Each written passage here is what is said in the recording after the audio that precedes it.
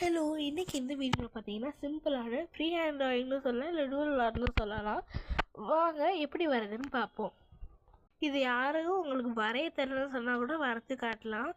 அவங்களே வாயடைச்சு போயிடுவாங்க. வாங்க எப்படி வரையுதுன்னு பார்த்துடலாம்.